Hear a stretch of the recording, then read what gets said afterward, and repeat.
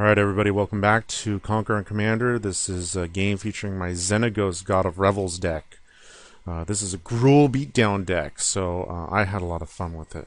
Anyways, for the complete deck list, go to puremtgo.com, look up my article series Conquer and Commander. You should see it there. I'll also post a link to the article when it comes out on Friday in the video description, so you will be able to get the list. Let's take a look at my opponents. First up, we've got Mogis, God of Slaughter. This is the first time I've run up against him, so I'm really interested to see what he's going to bring.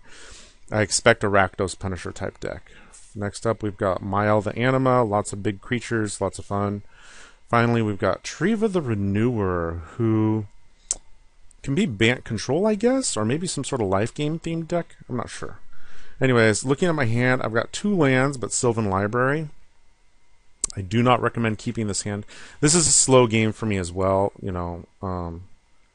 But I did get rid of it. Good. Okay. So this is much better. I've got a lot of land plus Wood Elves, but I don't really have a whole lot of action after I ramp into Xenagos. So I'm hoping that at some point here, I played this game a while ago, so I don't remember exactly how it goes. We get Soul Ring, second turn for Treva. I've got nothing going on. I'm still drawing lands. Mogis cycles something. Mayael does nothing. Treva cultivates. I could use a cultivate right now. I draw another land. Oh no, and then Wood Elves. So at least next turn I'll be able to get Xenagos out. There's Gutter Snipe. Coming from Mogis. So that's interesting. I'm a little surprised. Mayael's going to Kadama's Reach on her own right there.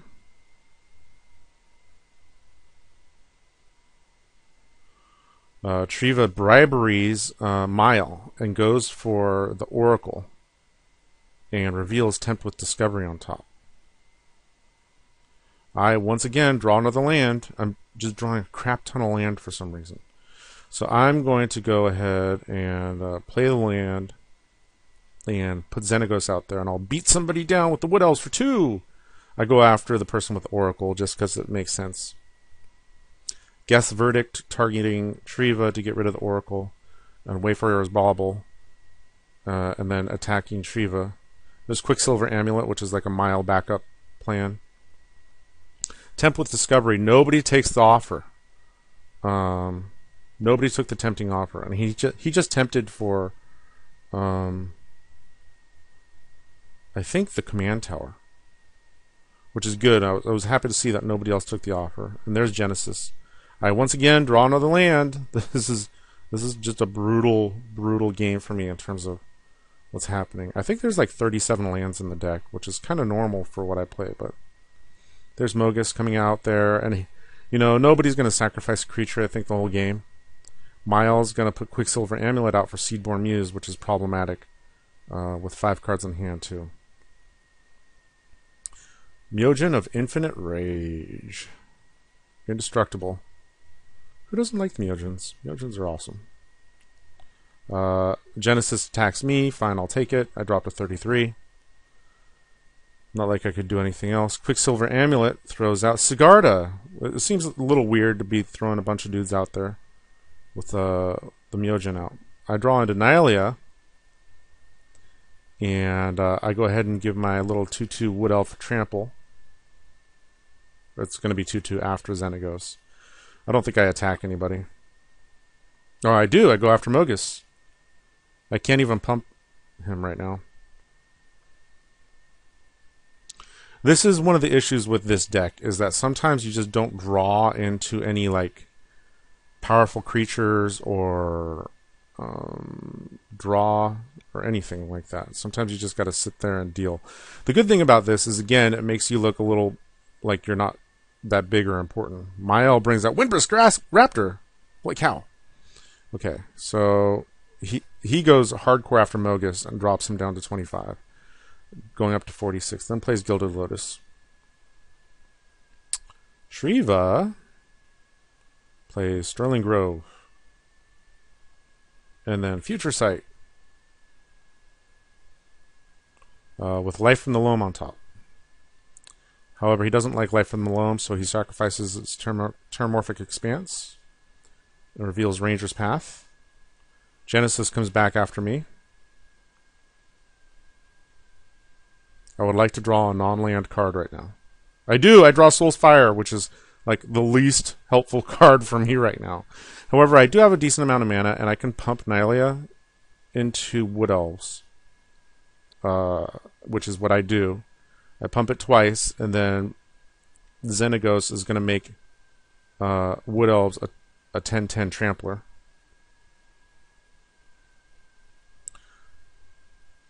There is an argument to be made that I could have just pumped it once and then used Soul's Fire to get rid of the Seedborn Muse.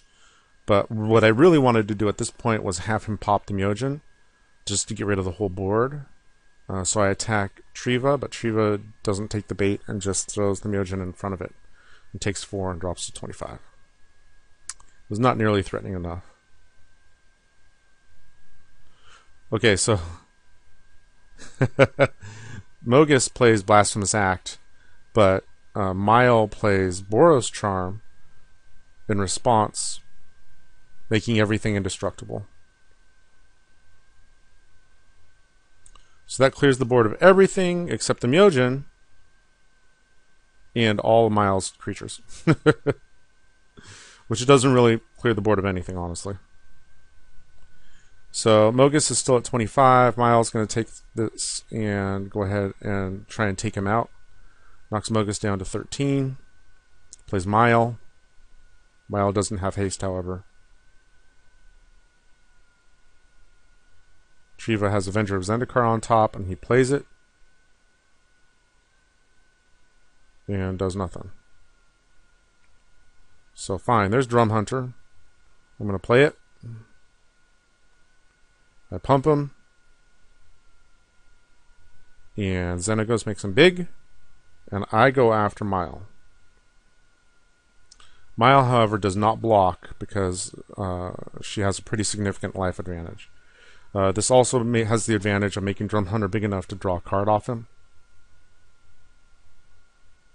And once again, I do not kill Seedborn Muse. And I draw another land. This was a pretty frustrating game for me. There's Warstorm Surge coming from Mogis.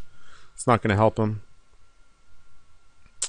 Eternal Witness from Mayael. Going to grab Boros Charm back. I do remember that. And then he attacks and kills Mogis. But everything untaps due to Seedborn Muse. Doesn't activate. Treva doesn't use Genesis, but there's Consecrated Sphinx. And Ranger's Path. To make the Avenger pump out a bunch of dudes. Or make all his plants big. Okay, I've obviously drawn Jack Squat. So, Treva doesn't use this opportunity to attack me. Mayael seems to be the bigger threat right now due to the Seedborn Views and the large lifelinker and stuff like that. So, Mayael, he's trying to... Oh, he does activate Mayael, that's right. There's Stalking Vengeance. So, Consecrated Sphinx lets him draw. There's Hallowed Burial. So now I've got Duplicate that can get rid of something here. What am I going to get rid of? Keep in mind, Mayael has Boros Charm in hand still. So what I'm going to do is I'm going to Duplicate, and I think I got rid of the Muse. Yeah, finally I got rid of the Muse. I guess there's an argument to be made for getting rid of Stalking Vengeance. But the Muse is where it's at. So we can't untap everything. And then I'm going to pump Drum Hunter. And make him big.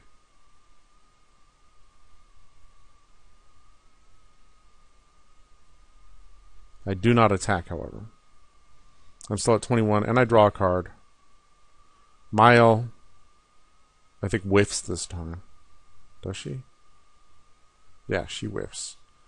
So me drawing cards means that Treva's going to keep drawing cards. So this is Myojin. And Bant Charm, but she's tapped out. So what's happening here is Mayael activates her ability, gets Soul of the Harvest out there. Treva's at 21. And she attacks me with everything. So I go ahead and block the Eternal Witness with my duplicate. I don't know if that's actually what I do. Is it? It is. So that knocks me down to 6. And then the Stalking Vengeance uses the Eternal Witness Death to ding him for 1. So he's at 19. And then he casts Blasphemous Act. That's right. So Mayael's at 77. All the Stalking Vengeance triggers are going to be used to take out the Treva player. Oh, no. He had 1 card left in hand. It was Boros Charm. That's right. And he just Boros Charmed him for 4 damage to take out Treva. What Mayael doesn't really take into consideration here is that even though I've done Jack, I still have 5 cards in hand. And he has none. And he's at 77. And I don't think he's seen how much damage Xenagos can really put out. So I'm still drawing land, which is really frustrating. But I'm going to play Bloodshot Cyclops, pump it once, and then have Xenagos pump it again. So he goes from 77 to 65. He drew a card. It's Darksteel Plate. He's going to play Mayael again and then equip it. It's not going to matter to me because my dudes have... There's Greater Good. That's exactly what I needed right there. So the Cyclops is going to get pumped. And I'm going to attack Mayael. She blocks. I play Savage Beating to untap it. Then get another attack step. So she goes from 65 to 44. And then I sacrifice it to Greater Good. I did not draw into Reliquary Tower. I'm still at 6 life. I could have sacrificed it to Diamond Valley, but I really just wanted the cards. But there's a lot of good stuff here. Not like necessarily huge creatures, but I'm going to have to get rid of some of this stuff now. So I'm going to play the Dragon Master Outcast.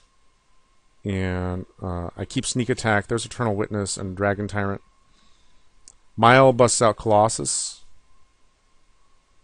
I'm going to make a dragon. I play Mana Vault. And then Sneak Attack. And I bust out the Dragon Hellkite. Or Dragon Tyrant. And I've got a lot of red mana. So even with the 10/10 Trampling Monstrosity coming after me here, I've got enough to take him out. By pumping red mana into the Tyrant.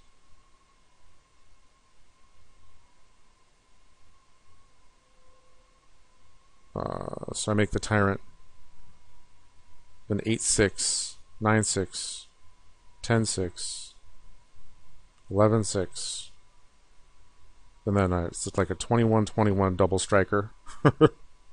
22/22 Trampling double striker. If he did have Path to Exile or Source of Plowshares, I could have Souls Fired him and knocked him, cut his life total in half, and then sacrificed it to Diamond Valley just so that I'd draw some or get some life. But he doesn't have an answer, and I win.